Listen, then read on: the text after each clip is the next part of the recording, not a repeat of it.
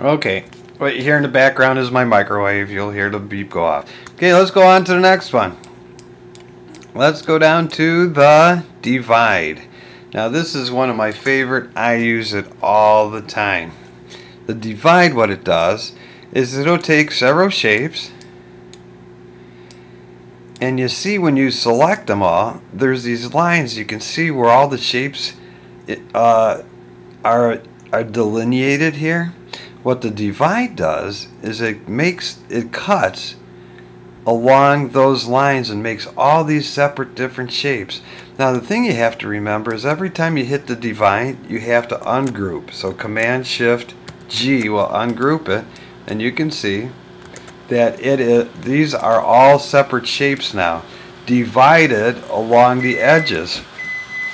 Divided along the edges. So anytime you see those edges, those will be the edges of shape. So now that you have it all divided, you can colorize those different shapes that were created with the divide.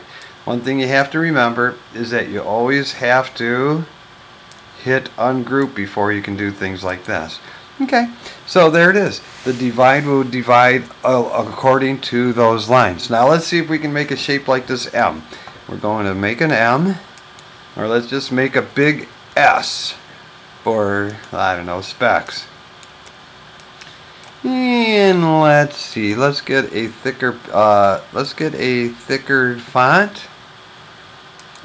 Oh yeah, this will be good. Now I'm going to turn this into a shape. How do you do that? Yes, you can go up to Type and create outlines. Another thing that you could do is you can go to Object and Expand, and it will turn it into a shape rather than text. Then I'm just going to create other shapes over it. I don't know, like the M. Let's just do a bunch of other kind of shapes over.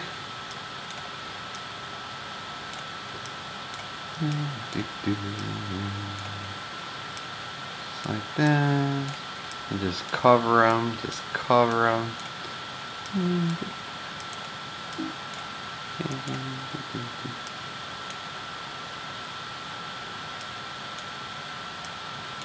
Now, if we select all these, we will see all the different edges. Real closely, you can see all the edges. Well, when we hit the divide, it will cut all these pieces according to those edges. So I ungroup, Command Shift G, and now I can delete everything that is not an S. Oops, that was an S. I'm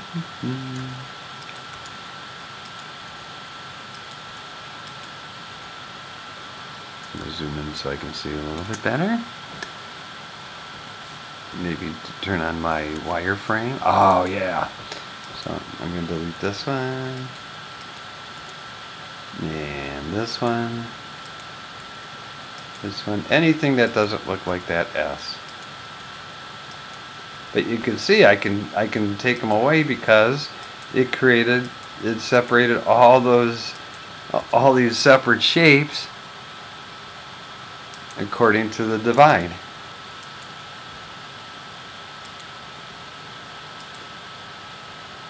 Okay, this is not a part of the S. I don't know what that is. Let's see what we're doing. Okay, so it looks like there's a shape right now. Let's get our, we might have to go in back and forth.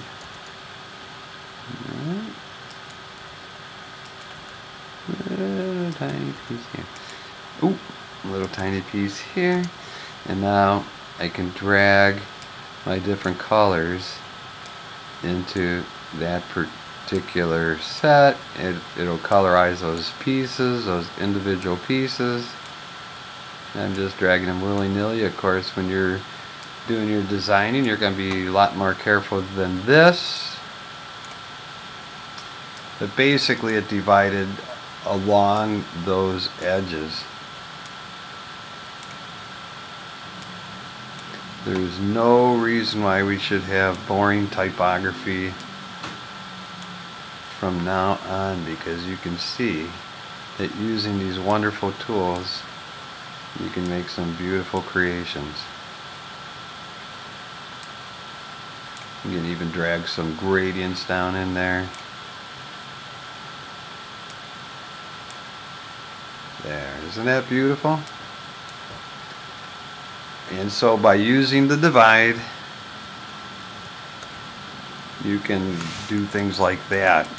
Okay, let's look at how we can make, we made a Saturn up here. Let's see if we can make a Saturn a little bit different using the divide. We'll first start with our ring, just like we did above. We made our ring, did a copy and a paste in front, Command F. I'm going to change the color so I can see what in the world I'm doing. I'm going to make it thin near the top.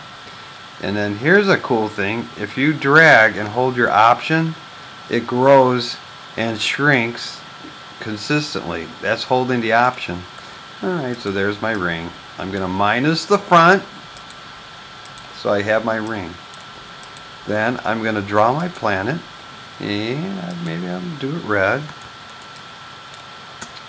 Start dragging it from the center by holding my Shift and Option, and I get this beautiful Saturn. So using the divide, I'm going to select them both and hit the divide. And like I said, anytime you use the divide, you then have to ungroup. So Command Shift G, they're all ungrouped.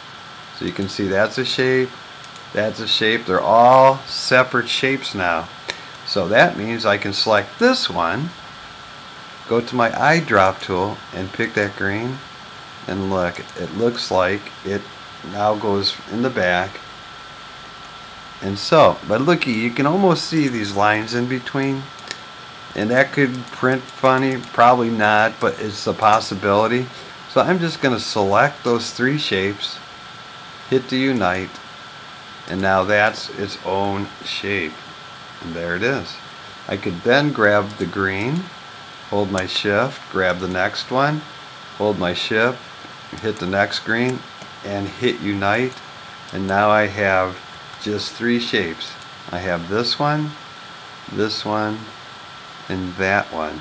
And so now I have the ring that goes from the back to the front, and it gives that illusion. We could also do things like put two rings together. We can hit, for example, two rings interlocked. I'm going to hit Command C, copies it, Command F puts it in front.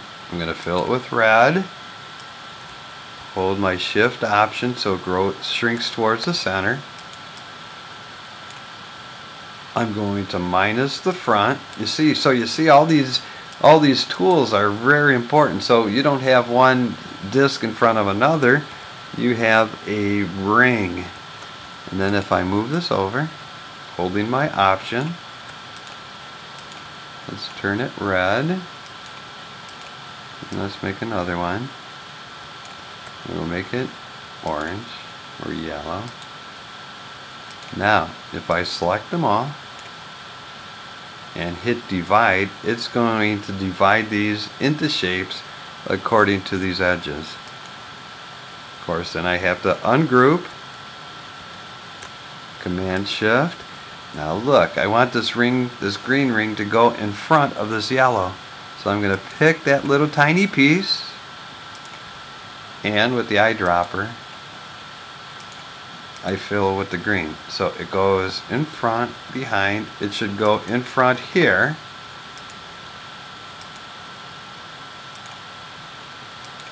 Let's see, yellow goes behind, over, under. Red, over, under. So there you have some shapes that, because you are a master of illusion, you can create them so they look like they are interlocked. I'm just selecting them and turning them into, I'm uniting them so that they're all one shape. So really what we're doing is we took 3 shapes, divided them up, and now we can see that they have that illusion of going in front and behind. But the only way you can do that is using the divide tool.